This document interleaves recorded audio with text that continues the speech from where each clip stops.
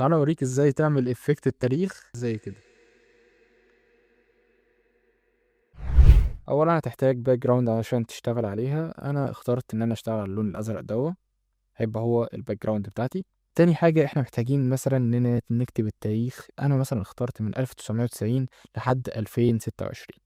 طيب هكتب الكلام ده يدوي؟ لا، احنا ممكن نستعين بصديق وهو شات جي بي تي. فبقول له عايزك تعمل لي اعداد من 1990 لحد 2026 صف واحد وبدون فواصل. عملهم، ناخدهم كوبي. هنرجع تاني لبريمير ونختار التايب تول، ندوس هنا في النص، نروح عاملين بيست للتاريخ. هنختار ان احنا نعمله في السنتر، ان احنا نخليه في النص بالظبط.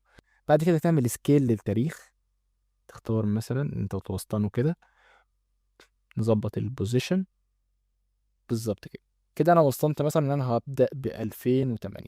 انا هبدا ب 2008 مثلا. بعد كده هتختار الماسك تول عشان نعمل شويه حاجات جماليه كده. نختار كده اهو، نروح عاملين كده. بعد كده تروح على الماسك فيزر، نزودها شويه كده عشان بس ايه، تعمل الافكت اللي انتوا شايفينه دلوقتي. انت بص الشكل حواليه، حس ان هو يعني مدي شكل جمالي احلى من الاول.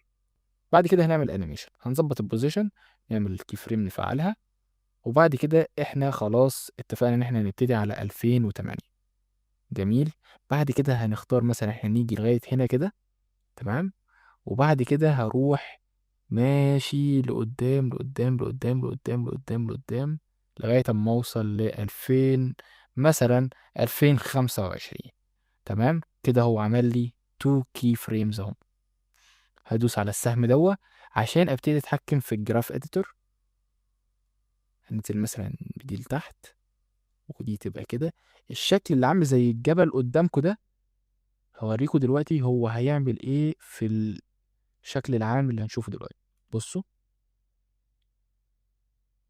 تحس ان هو عمل لك شكل ايه، ان هي كانت سرعة بطيئة بطيئة بطيئة بطيئة، وبعد كده بقت سريعة في النص لغاية اما وصل للتاريخ اللي انت هتختاره او اللي انت عايزه.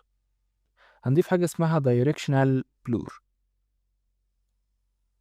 هنخلي الدايركشن مثلا لنفترض 90، ونخلي هنا البلور في البداية، لأن البلور هنعمله دلوقتي برضو إيه زي أنيميشن. هنختار في البداية إن هو يبقى 40، ونيجي عند الآخر هنا خالص إن هو خلاص يبقى وصل، نخليه 0. بصوا كده بقى عشان تشوفوا الشكل في الآخر هيبقى عامل إزاي. وبكده نكون خلصنا الشرح. بيس اوت.